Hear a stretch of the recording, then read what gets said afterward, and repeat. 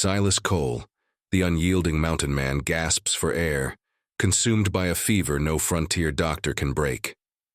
His time is done, the physician declares, defeated. His legendary strength, his very life, fades into the bitter cold. But a forgotten detail, whispered in the wilderness, holds an impossible secret. What happens next shatters all known limits. For decades, Silas Cole had been the very embodiment of the Montana Territory's savage grandeur. His presence was as imposing as the granite cliffs, his silence as profound as the valleys cloaked in ancient pines. Hunters and trappers spoke his name with a reverence usually reserved for the wild gods of the high country. They spoke of a bearded giant, whose formidable strength was a legend whispered around campfires, a man who seemed to converse with the wind and the whispering creek, understanding secrets the civilized world had long forgotten. He was, to many, the mountain man, a sentinel standing guard over the untamed wilderness, offering a silent hand to the lost and the desperate. Yet, for all his selfless aid to others, he remained a phantom to the burgeoning settlements, a solitary figure whose only true companions were the towering peaks and the fierce creatures that roamed them. Silas believed, with a conviction forged in solitude and countless trials, that his intimate harmony with the wild rendered him immune to the frailties that plagued ordinary men. He had faced blizzards that tore at the very fabric of existence, outwitted predators whose cunning matched his own, and survived famines that stripped lesser men of their will. His cabin, a fortress of rough-hewn logs nestled deep in a secluded basin, was not merely a dwelling. It was a testament to his self-reliance, a beacon of resilience in a world that sought to conquer him. He valued the quiet solitude, the rhythmic cadence of his own breathing against the vast silence, the scent of pine smoke clinging to his furs, and the profound peace of a life lived on his own terms. Each morning, the crisp, biting air filled his lungs, a reminder of his vitality, his unbroken connection to the very heartbeat of the wilderness. He moved through his days with purpose, chopping wood with a powerful swing that echoed across the snow-laden landscape, setting traps with an instinct honed over years, his movements precise and economical. The rough texture of the bear pelts that warmed his bed, the flickering glow of his stone hearth, these were his simple luxuries, his anchors in a world of stark beauty and merciless trials. But the mountains, though they had nurtured him, held no favorites. A particularly brutal early-season blizzard descended upon the territory, a swirling vortex of white fury that caught even Silas unawares. He was high on a ridge, tracking a particularly elusive elk, when the sky turned an ominous gray. The snow fell thick and fast, blinding him, disorienting his usually infallible sense of direction. In the maelstrom, a treacherous patch of ice beneath a fresh drift betrayed him. He remembered the sickening lurch, the futile scramble for purchase, and then the gut-wrenching fall into a hidden icy ravine. The impact shattered bone and spirit alike, tearing through the invincibility he had so long held dear. He had crawled back to his cabin, a journey that tested the very limits of human endurance, leaving a trail of crimson against the pristine snow. But the cold had seeped into his very marrow, carrying with it a virulent fever that began to consume his once powerful frame.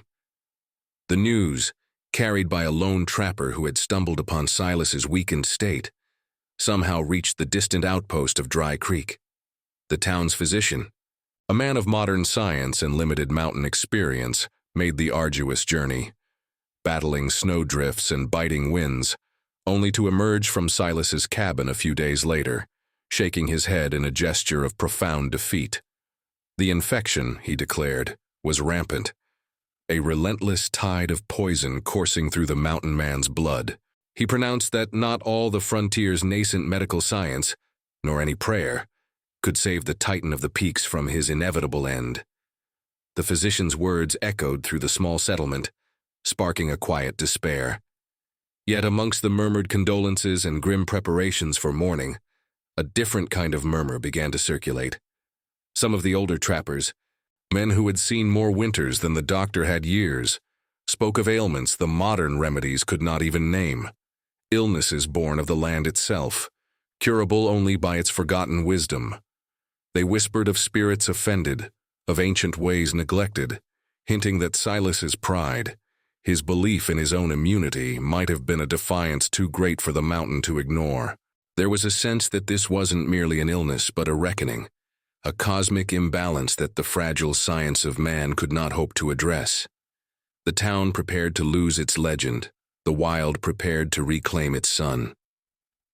But the cold silence that settled over Dry Creek that night was not entirely one of resignation, for on the fringes of the settlement, under the same moon that shone indifferently on Silas's feverish struggles, a different kind of will was stirring, a quiet, forgotten wisdom that was about to defy the pronouncements of both man and mountain. A shadow was about to move, not towards the town for comfort, but away from it towards the very heart of the blizzard-swept wilderness, drawn by a purpose no one could have foreseen. The pronouncement of Silas Cole's impending demise hung heavy in the frigid air of Dry Creek, colder and more cutting than any January gale.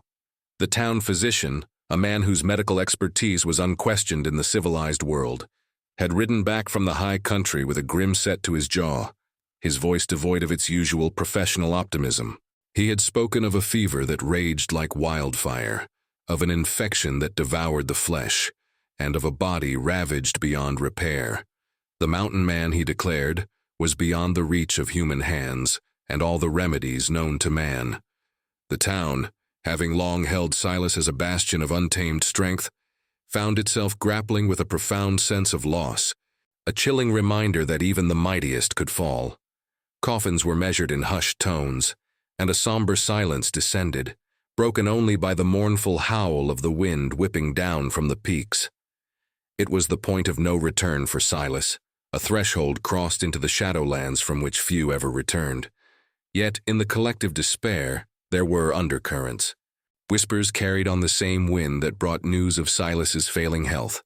Some of the older women, their eyes holding ancient wisdom, spoke of maladies that defied the doctor's potions, illnesses born not of simple injury, but of a disharmony with the very spirit of the land. They spoke of the mountain claiming its own, of balance upset, a spiritual ailment beyond the ken of a man who looked only at bones and blood. It was a subtle discord, a quiet suggestion that Silas's illness was not merely a physical breakdown, but perhaps a deeper affliction that medical science, with all its arrogance, was ill-equipped to comprehend. From the shadowed edges of Dry Creek, a woman named Alara Vance listened. She was a figure often overlooked, deliberately ignored or met with suspicion. Society had cast her aside with a casual cruelty, seeing her only as the widow of a man branded a traitor, her presence a stain on the community's fragile respectability. She lived a solitary existence on the town's arid fringe, finding solace not in human company, but in the silent companionship of the hardy plants that stubbornly clung to life in the unforgiving soil. Rumors clung to her like burrs, tales whispered of pagan knowledge inherited from distant ancestors, of strange rituals performed under the moonlight. The town saw her as an outcast, a quiet woman who spoke more with the rustling leaves than with the men who frequented the dusty saloon. Alara, however, saw the world through a different lens, one unclouded by the rigid dogmas of her time. Where the doctor saw a broken body and a rampant infection, she perceived a delicate balance disrupted, a profound struggle between the inherent vitality of life and the encroaching decay. The doctor's pronouncement of defeat sparked in her not fear, but a cold, resolute determination.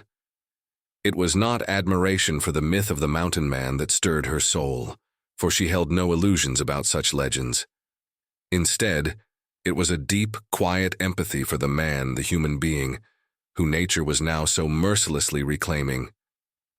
She knew the sting of being cast out, the weight of judgment, and perhaps in Silas's struggle against an unseen enemy, she recognized a kindred spirit fighting for survival against overwhelming odds. As the last slivers of an icy twilight bled from the sky, shrouding the peaks in an impenetrable darkness, Alara moved with a quiet purpose. The air was a bitter draught, carrying the scent of wood smoke from distant hearths and the sharp, metallic tang of an approaching deeper frost. She bypassed the general store, its shelves lined with remedies in sterile glass bottles, and instead made her way to a hidden corner of her small cabin. There, nestled amongst dried herbs and bundles of fragrant mosses, lay her true tools.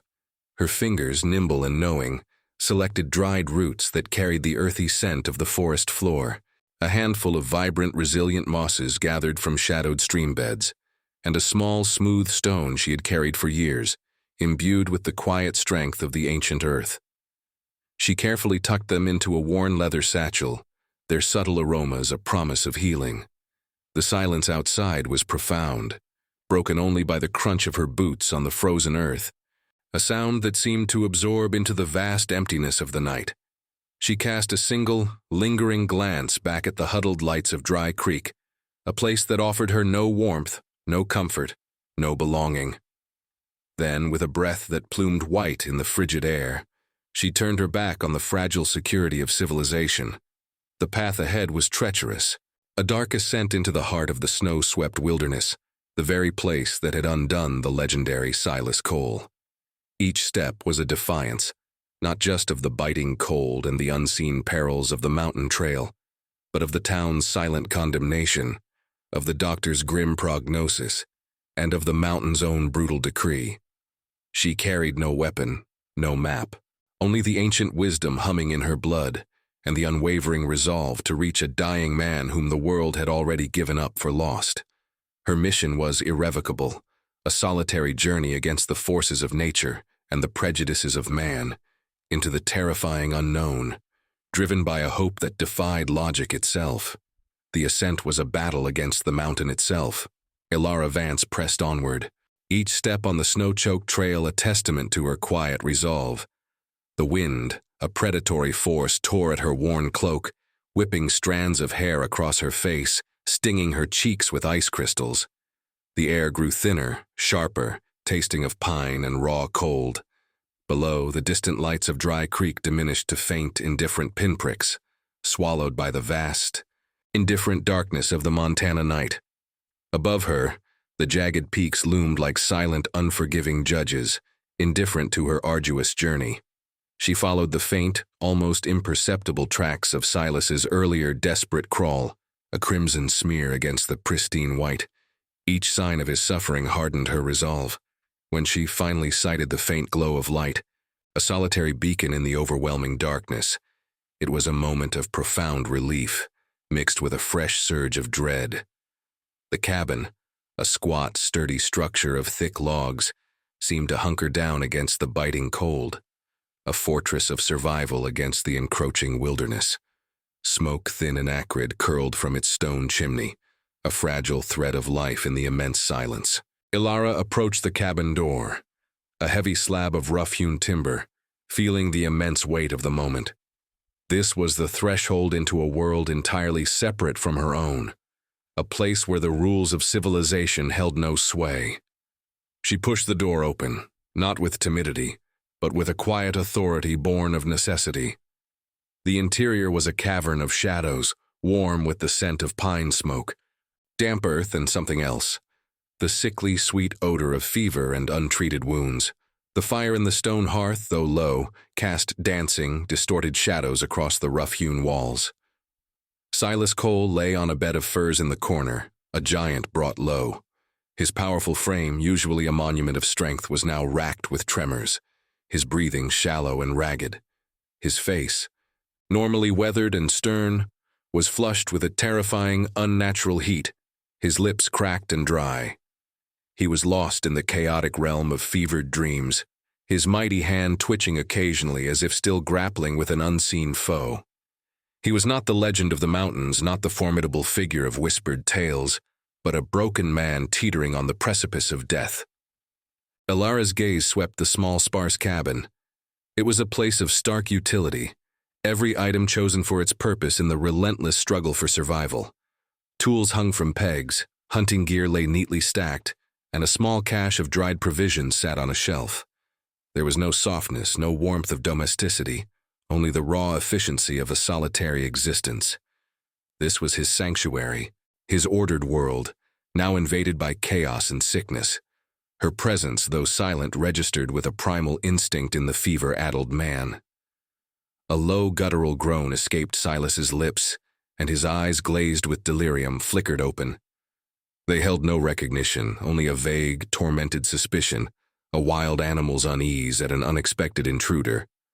He tried to push himself up, a futile effort that ended in a weak, frustrated collapse back onto the furs. The raw, untamed distrust radiating from him was palpable, a defensive shield against any perceived threat. He was a reclusive lion, wounded and vulnerable, but still capable of a primal snarl. Ilara met his clouded gaze without fear, her own eyes conveying a quiet resolve.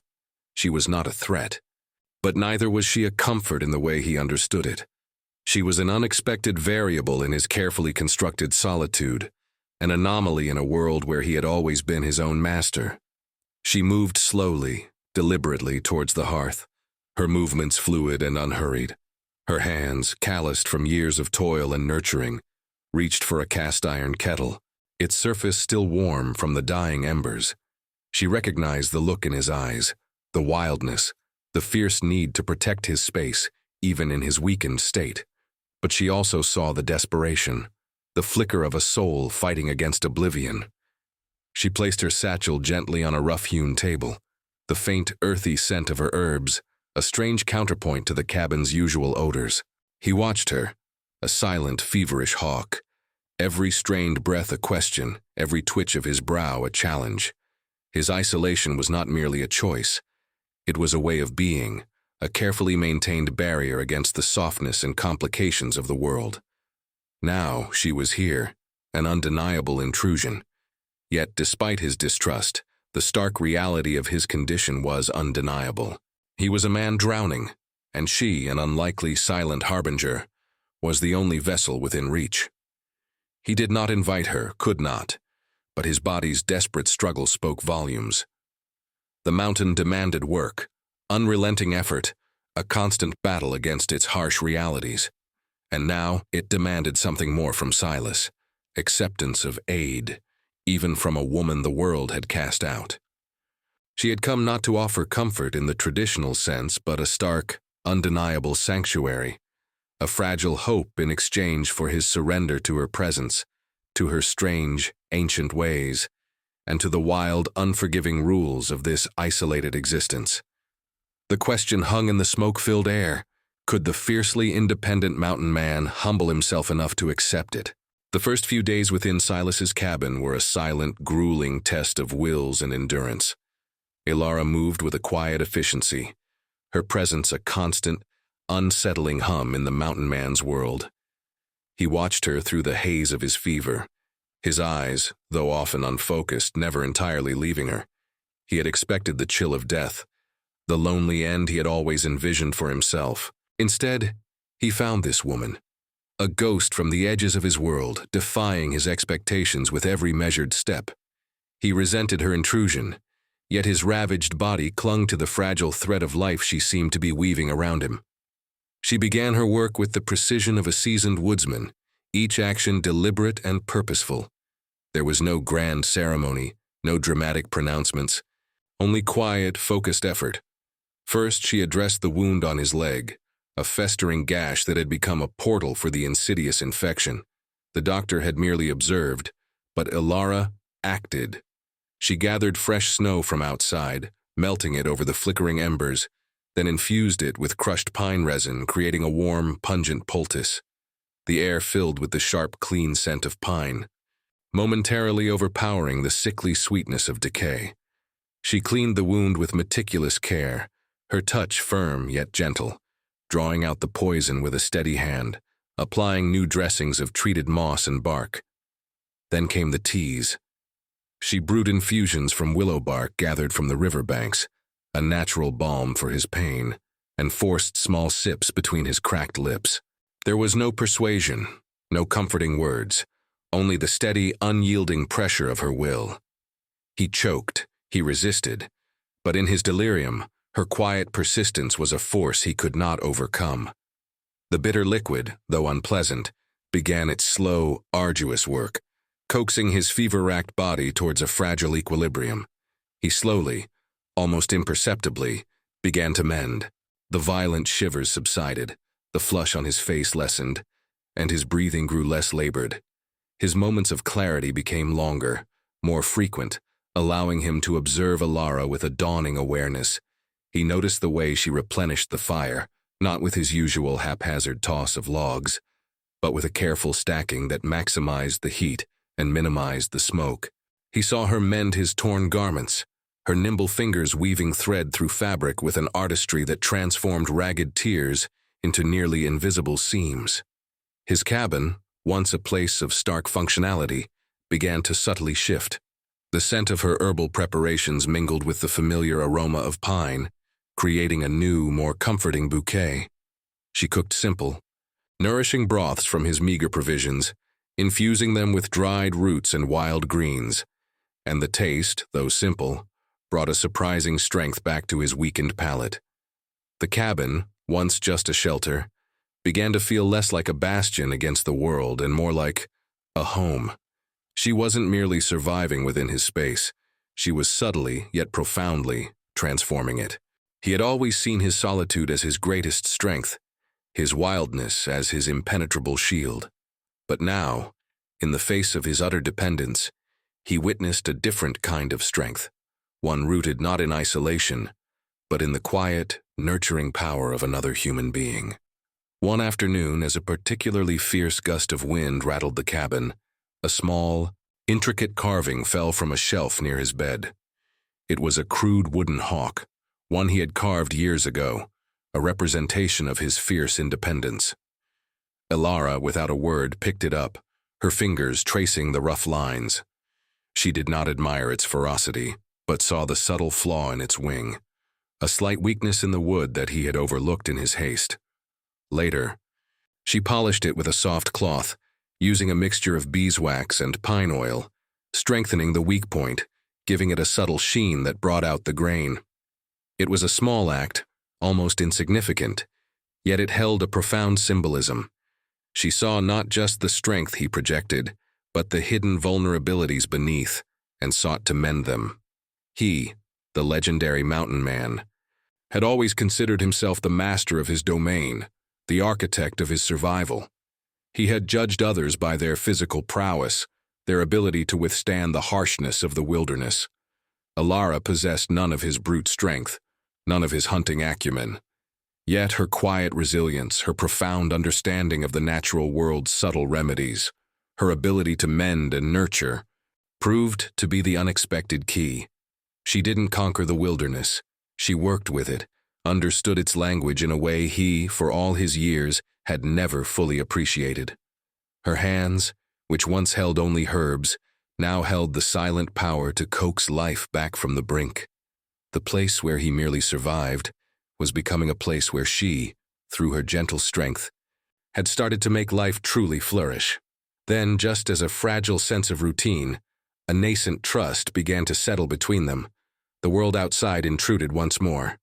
A sudden, sharp crack, like a rifle shot, echoed through the valley, far too close for comfort. It was followed by a series of urgent, panicked yelps from his sled dogs, usually a stoic, silent pack. Silas, still weak but clearer of mind, tried to push himself upright, his eyes widening with alarm. Alara, startled by the sudden disturbance, rushed to the small, grimy window. Her gaze swept the snow-covered clearing, and her breath hitched. Through the swirling snow, a lone, dark figure was struggling, their silhouette contorted in distress. It was not an animal. It was a human. Someone stumbling towards the cabin, clearly in dire need. A fresh, urgent challenge suddenly thrust upon their fragile sanctuary. The arrival of the stranger shattered the fragile peace within Silas's cabin. The frantic yelps of the sled dogs, followed by a human cry for help, cut through the quiet like a blade. Alara peered through the small, frosted window, her heart seizing at the sight. A young trapper, no more than a boy, stumbled through the deepening snow, clutching his arm, his face a mask of pain and terror. A large, dark shadow loomed behind him, a menacing shape that moved with unnatural speed. A mountain lion, driven by hunger from its usual hunting grounds. Now a desperate, formidable predator. Silas, still weak, pushed himself to a sitting position, his face pale but his eyes burning with a renewed intensity. He reached for his rifle, kept habitually within reach, but his hands trembled, and he struggled to lift the heavy weapon. He was the protector of this mountain, the guardian of those who sought refuge within its unforgiving embrace. To see someone in such peril, so close to his sanctuary, while he lay helpless, ignited a fierce, frustrated rage within him. Ilara, however, did not hesitate. Her mind, usually quiet and contemplative, became a whirlwind of focused action. She saw the trapper's desperation, the lion's primal hunger, and the mountain man's frustrated impotence. This was a different kind of challenge, one that required not brute force but quick thinking and an understanding of the wild's delicate balance. She grabbed a handful of dried herbs from her satchel, a potent mixture of dried sage, bitter root, and ground bearberry, and tossed them into the roaring fire. The smoke that instantly billowed forth was thick and acrid, carrying a powerful, pungent odor that stung the nostrils. "The scent will deter it," she declared, her voice sharp with urgency, a rare command ringing in the small space. Then, moving with surprising speed, she seized a heavy wooden paddle, normally used for bread making, and with a swift, decisive motion, flung open the cabin door. The cold, raw air rushed in, carrying the scent of pine and fear. The young trapper, nearly at the cabin's threshold, collapsed in a heap, his arm a mangled mess. The mountain lion, momentarily disoriented by the acrid smoke, snarled, its yellow eyes blazing with primal fury, but it hesitated, sniffing the strange, repellent aroma. Ilara did not confront the beast directly. Instead, she knelt beside the fallen boy, her paddle held defensively, but her focus was on his wound. The lion, agitated, circled, its low growl a constant threat. Silas watched mesmerized from his bed. He had always met threats with steel and shot, but Ilara was facing down a predator with nothing but pungent smoke and an unwavering gaze. She was a small, fragile figure, yet she radiated an unyielding strength, a quiet authority that seemed to momentarily cow the wild beast. The lion, finding its hunt disrupted by the strange scent and the woman's unnerving stillness, let out a frustrated yowl and then, with a final, disdainful glance, turned and melted back into the swirling snow.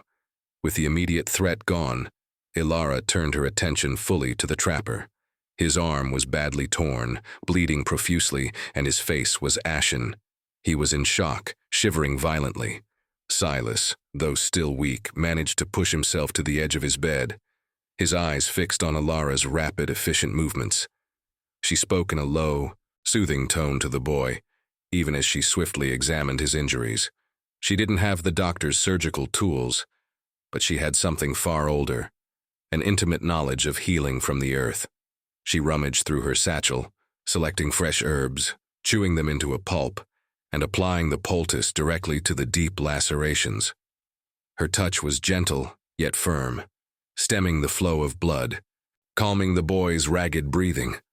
As the trapper slowly began to regain some composure, sipping the warm, pain-relieving tea Ilara offered him, the intense focus of the crisis finally broke. The cabin, for the first time since Ilara's arrival, felt different. Silas, his gaze fixed on her, saw not the outcast woman, not the strange healer, but a force of nature as potent and resilient as the mountains themselves. His earlier distrust, his ingrained solitude, began to crumble. He had judged her by the standards of his world, a world of brute strength and self-reliance, and she had utterly defied them. He found his voice a rough, rasping whisper. He spoke of the blizzard that had broken him, the treacherous fall, and the insidious cold that had begun to claim his life. He confessed the fear that had gripped him, the profound vulnerability he had felt lying helpless, knowing death approached. He, the man of unshakable strength, revealed his raw human terror. Ilara, in turn, spoke of her own abandonment, the crushing weight of a society that had condemned her for the actions of another, the lonely years spent on the fringes of Dry Creek, whispered about and shunned. She spoke of the solace she found in the natural world, in the quiet wisdom of plants and stones, knowledge dismissed as pagan, but which in this desolate place was the very essence of survival. They were two pariahs, each carrying the deep scars of judgment and solitude, finding an unexpected common ground in the shared vulnerability of their pasts. Their partnership, born of stark necessity, was now sealed not by a bond of comfort, but by the quiet, powerful understanding of mutual brokenness and shared resilience. The young trapper, now resting fitfully, his breathing steadier, seemed a testament to their combined, unlikely strength. But as the fire crackled, casting long, dancing shadows, Ilara's eyes fell upon a small, leather-bound journal that had slipped from the trapper's pocket. Its cover bore a familiar, ornate crest, a symbol she recognized from her own fractured past, a mark of the very society that had cast her out. A cold dread snaked through her, a premonition of past shadows encroaching upon their fragile, newfound sanctuary. This brief moment of peace, of shared vulnerability, felt suddenly precarious, a calm before a storm far more insidious than a hungry mountain lion. The days that followed the mountain lion's retreat and the young trapper's recovery settled into a rhythm of quiet companionship within the cabin. The immediate crisis had forged an undeniable connection between Silas and Ilara, a bond tempered by shared vulnerability and mutual respect. The fear in Silas's eyes had been replaced by a dawning, thoughtful curiosity, and Ilara's usual guardedness softened in the presence of the man she had pulled back from death's door. They worked together now, a quiet, efficient unit. Silas, regaining his strength with surprising speed, took up his axe again, the powerful thud of wood splitting echoing across the valley. Ilara, meanwhile, continued her tending of the cabin, transforming it subtly, imperceptibly. She arranged the dried herbs into neat bundles, their scents adding a fragrant layer to the cabin's natural aroma. She mended torn clothing, not just for Silas but for the young trapper who, still weak, gratefully accepted her silent care. The silence between Silas and Ilara was no longer empty or distrustful. It was a comfortable presence, filled with the unspoken language of shared tasks and nascent understanding. In the evenings, as the fire crackled and cast long shadows, they would share simple meals. Silas, usually reserved, found himself speaking of the mountains, of seasons gone by, of the solitude he had embraced and the stark beauty it offered. Ilara listened, her eyes reflecting the firelight, occasionally interjecting with observations about the plants, the changing patterns of the wildlife, her words a quiet counterpoint to his rugged tales. They spoke of their pasts, not with bitterness but with a quiet acceptance of the burdens they carried. Silas confessed the raw grief of losing his own family years ago, an old wound that had driven him to the isolation of the peaks, making him believe he was meant to walk alone. Ilara, in turn, spoke of the profound injustice of her ostracism, the weight of a name tarnished by a husband's supposed betrayal, and how the wilderness had become her only refuge. They were two broken vessels, finding wholeness in each other's presence. One evening, as Silas tended to the fire, Ilara noticed a small, leather-bound book tucked into a recess near his bed. It was a well-worn Bible, its pages brittle with age, but tucked within its worn covers was a pressed wildflower. It was a rare species, known to grow only in a specific high-altitude meadow near Dry Creek. Her own mother, she remembered with a pang, had kept a similar flower, given to her by her own mother, who claimed it brought solace in times of sorrow. It was the flower of remembrance, a fragile connection across generations. A quiet revelation settled over Ilara. This was no mere coincidence. Her grandmother, a wise woman with a deep connection to the land, had spoken of a young man, a formidable figure from the high country, who had once visited their small family cottage on the outskirts of Dry Creek, seeking herbal remedies for a gravely ill sister. He had been a man of few words, but had left behind a small, hand-carved wooden bird in gratitude. The carved bird, simple yet powerful, still sat on Ilara's own mantelpiece, a treasured memento of a brief, poignant encounter that she had never fully understood. The realization struck her with the force of a mountain wind. Silas was that young man. The ailing sister, for whom he had sought the rare flower, was his lost family, and the carved bird, now a silent testament in her own home, was his. Their paths, it seemed, had been woven together long before the mountain blizzard, before the doctor's grim prognosis, before Ilara's desperate climb. Their solitary lives had been two separate streams, flowing inevitably towards a destined confluence, bound by ancient memories and the subtle threads of fate. It was a profound connection, deepening the quiet intimacy that had grown between them, lending a sense of predestination to their unlikely union. The trapper, now almost fully recovered, bid them farewell a few days later, his eyes full of a quiet gratitude. He promised to keep their secret, to speak of the mountain lion, but not of the woman who had truly saved his life, or the mountain man who now seemed transformed. A fragile peace, a quiet contentment settled over the cabin. The world outside, with its judgments and its dangers, seemed distant, held at bay by the warmth of their shared hearth. But the peace, however profound, was always tenuous in the unforgiving wilderness. As the first heavy snows of winter began to blanket the valley, promising a long, isolated season, a new kind of tremor began to ripple through the mountain air. It was not the familiar rumble of an avalanche or the howl of a wolf. It was a distant, rhythmic thud, growing steadily louder with each passing hour, the unmistakable sound of axes, not splitting firewood but felling trees. The sound was too methodical, too persistent, too close for a mere solitary trapper. It was the sound of encroachment, of civilization pushing its relentless, destructive will into the very heart of their hard-won sanctuary, a harbinger of imminent, undeniable threat. The rhythmic thud of axes, a sound alien and jarring in the mountain's profound silence, grew steadily louder, cutting through the nascent peace within Silas's cabin. It was an unmistakable sound of encroachment, not the quiet work of a solitary woodsman, but the calculated advance of something larger, more organized and deeply unwelcome. Silas, his face etched with grim determination, stood at the window, his gaze sweeping the snow-covered slopes below.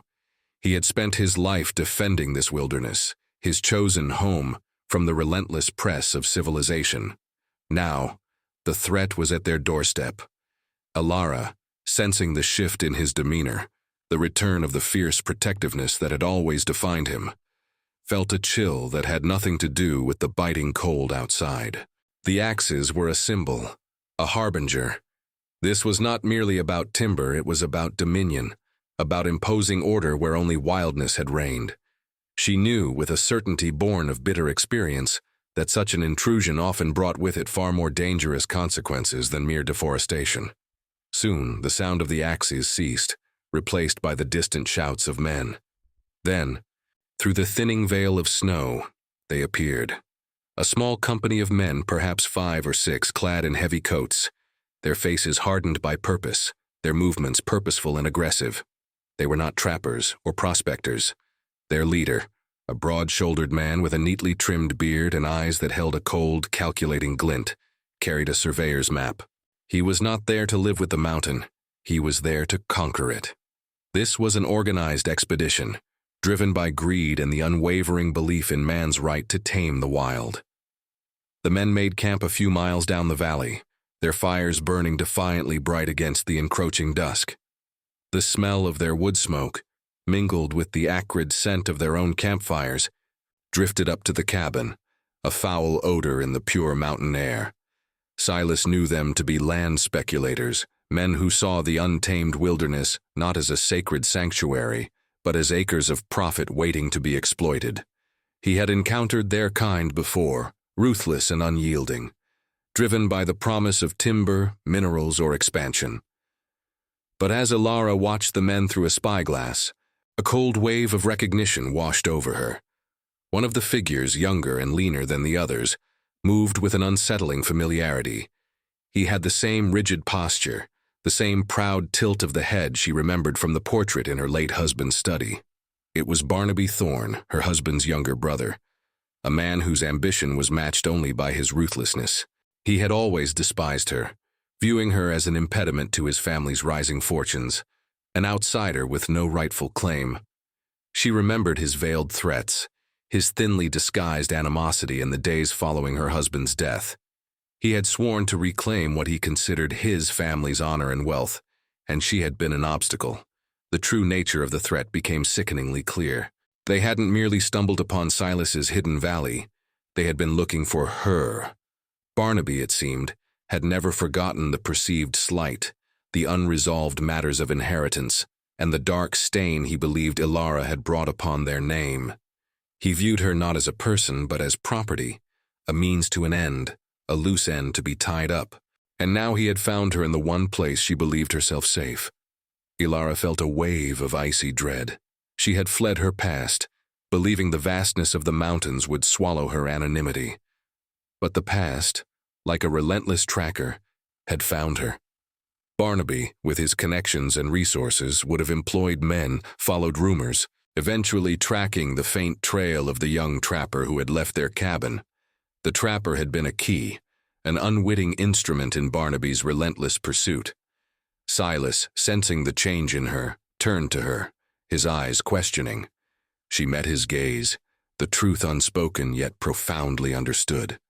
The men below were not merely a threat to the land, they were a direct threat to her, and by extension, to the fragile life they had begun to build together. Silas's protectiveness, already fierce, ignited into a controlled, simmering rage. He had found his purpose in defending her, in creating a home where she was safe. That night, a small scouting party from the camp below drew closer, their shouts carrying on the wind, their lanterns flickering through the trees. They were reconnoitering, closing in. Silas, gripping his rifle, stood ready to defend their sanctuary. But Ilara knew. She knew Barnaby. He would not stop. He saw her as a possession, a blight, and he would take her, by force if necessary, to reclaim his family's honor and secure his claim to her late husband's lands. She knew, too, that Silas, even in his full strength, could not hold off a determined, well-equipped company indefinitely. Her decision was swift, born of a fierce, desperate love for the sanctuary they had built. She would not allow them to destroy what little they had found. For a brief moment, her eyes met Silas's, conveying a silent farewell, a fierce declaration of sacrifice. Then, without a word, she began to move towards the door. She would draw them away. She would offer herself not as a surrender, but as a diversion, a precious gift of time, placing herself in mortal peril to save the home, and the man she had come to cherish above all else. The raw, guttural cry of a wolf echoed in the distance, a haunting symphony to her silent, desperate plan. The crisp, frigid air bit at Ilara's lungs as she descended the winding, snow-choked path from the cabin. Her heart pounded a frantic rhythm against her ribs, a drumbeat of fear and resolve. Silas's unspoken plea to stay, the raw anguish in his eyes, echoed in her mind. But her decision was made. She would draw them away, offering herself as a decoy, a sacrifice to preserve the fragile sanctuary she had found. She moved with a quiet urgency, her footsteps barely disturbing the fresh powder. The distant shouts of Barnaby's men grew clearer, their lanterns now visible as dancing points of light through the skeletal trees. They were moving swiftly, aggressively, their intent clear. She allowed herself to be glimpsed, a fleeting shadow darting between the pines just enough to catch their attention. A shout, sharp and triumphant, pierced the night. There she is, after her. The chase was relentless, a brutal test of endurance against the wilderness itself. Ilara, despite her terror, pushed herself onward, her knowledge of the mountain's treacherous terrain serving as her only weapon. She led them away from the cabin, deeper into a particularly dense and rocky section of the forest, a labyrinth of ancient pines and hidden ravines. Her breath plumed white in the frigid air, her muscles screamed in protest, but she pressed on, each step a testament to her desperate courage. Barnaby Thorne, fueled by a corrosive blend of greed and vengeful pride, led the pursuit. He bellowed orders, his voice raw with fury, convinced he had cornered his quarry. He saw her as an easy target, a woman whose spirit he had long sought to break. He was a man of the lowlands, accustomed to ordered rows of crops and predictable laws, and he underestimated the resilience forged by the wild. He believed his superior numbers and brute force would inevitably triumph. As Ilara neared a narrow, ice-slicked ridge overlooking a steep gorge, she heard a sound that sent a fresh wave of terror through her. The baying of hounds. Barnaby had brought dogs trained to track and corner, closing the gap quickly. She was trapped, the precipice ahead, her pursuers behind. Her mind, however, remained remarkably clear. She saw a solution, risky and desperate, but her only chance. Just as the first hound burst through the trees, its slavering jaws open, Ilara launched herself onto a precarious, snow-laden rock face, a climb that seemed impossible for someone without the strength of a mountain goat. She scrambled upward, her fingers finding purchase in crevices only she could see, her bare hands raw against the freezing stone. Barnaby's men, startled by her desperate maneuver, paused, uncertain. Their hounds, however, continued to surge forward, their instincts driving them towards the scent. Suddenly, a powerful guttural roar ripped through the night, echoing off the canyon walls. It was the sound of Silas Cole, no longer weak, no longer confined to his bed. He appeared atop the ridge, a spectral figure against the moonlight, his rifle held high. He hadn't accepted her sacrifice. He had followed, anticipating her move, understanding the true nature of her bravery. He was no longer just a protector. He was a force of vengeance, a mountain unleashed. But Silas did not fire. He knew Barnaby's weakness, arrogance. With a powerful, almost inhuman yell, he unleashed a series of carefully placed shots, not at the men but at strategic points along the ice-covered ridge. Each shot, precisely aimed, created a terrifying crack, a chilling symphony that resonated deep within the snowpack. The ridge groaned, the ice splintered, and the snow began to shift. It was a calculated risk, a masterful manipulation of the mountain's own destructive power. Barnaby's men, caught off guard, stumbled, their confidence shattered by the sudden, terrifying instability of the ground beneath them. The hounds, confused and panicked by the shifting earth, began to whimper and retreat. Barnaby, seeing the ground crumble beneath his feet, his carefully planned conquest turning into a desperate flight, let out a cry of rage and fear. He bellowed at his men to fall back, to save themselves from the impending avalanche Silas had so skillfully engineered. The mountain man had used the mountain itself as his weapon, turning their own aggression against them. As the snow and ice began to cascade down the slope, a terrifying roar filling the air, Barnaby and his men beat a hasty, panicked retreat, their lanterns scattering like terrified fireflies. They had come to conquer, but the mountain, roused by Silas, had repelled them. Ilara, still clinging precariously to the rock face, watched as Barnaby, in his desperate flight, stumbled, dropping the surveyor's map that had guided their destructive quest. The map, now a tattered piece of parchment, fluttered away, caught by the wind, disappearing into the raging snowstorm. Silas descended swiftly, carefully, his hands reaching for Ilara. As he pulled her safely back to solid ground, the roar of the avalanche subsided, leaving behind an eerie silence. Barnaby and his men were gone, swallowed by the vast, unforgiving night. The immediate threat was vanquished. But the wilderness, though momentarily cleansed, held no guarantees. The map was gone. But the spirit of encroachment, the relentless ambition of men like Barnaby Thorne, would always seek to return, a lingering shadow on the horizon. The fight was won, but the eternal vigil of the mountain and its chosen guardians had only just begun.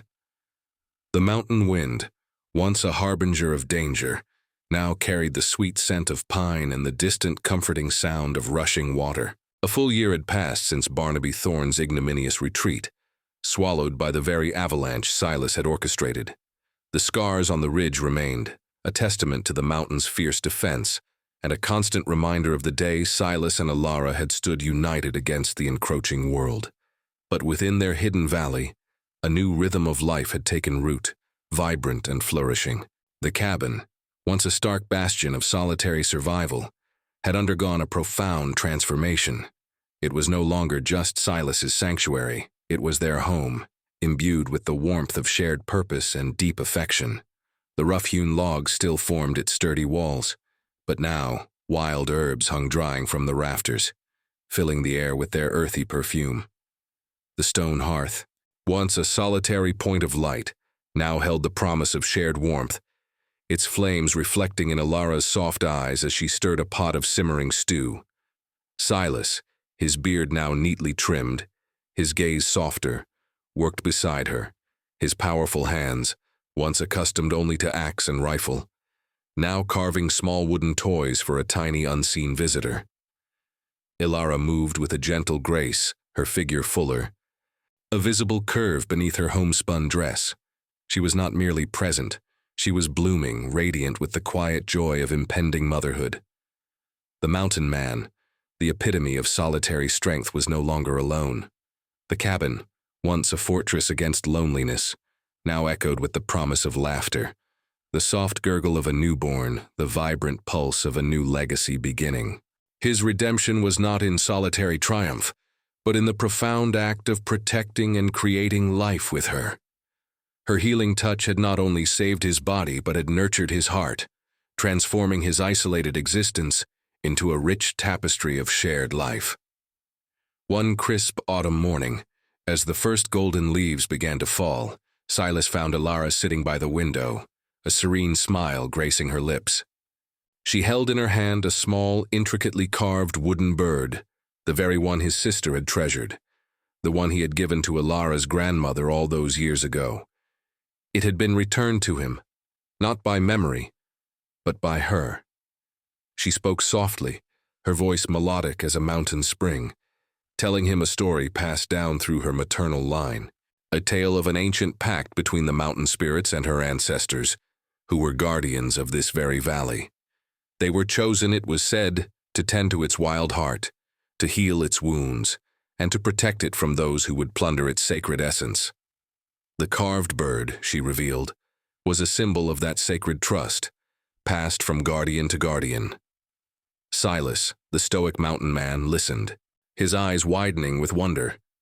His own family, he now realized, had merely been fierce protectors, but her lineage was something deeper, a sacred guardianship woven into the very fabric of the land. It was a profound revelation, a final beautiful twist that reframed their entire journey. Their coming together was not merely fate. It was the reawakening of an ancient covenant, two souls destined to unite, not just to survive, but to truly belong to the mountain and to each other.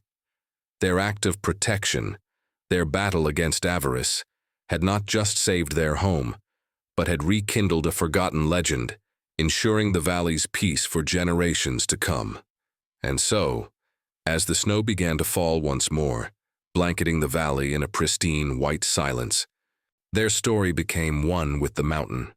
They built their life upon its enduring strength, their love a testament to its wild, untamed beauty. For the mountain whispered not only of strength and solitude, but of the quiet, undeniable power of connection, of empathy, and of healing. It taught that true courage was found not in facing danger alone, but in standing side by side, protecting what one cherished most. It revealed that family was not merely born of blood, but forged in the fires of adversity, defended with unwavering resolve, and that a true home was never just a place on a map, but a feeling of profound belonging, a sanctuary built not with timber and stone, but with the boundless love and unwavering spirit of two kindred souls, forever intertwined with the wild heart of the peaks. Did you enjoy this journey? Tell us from what corner of the world you're watching this story from. Leave your comment, and to make sure you don't miss the next adventure, subscribe to the channel.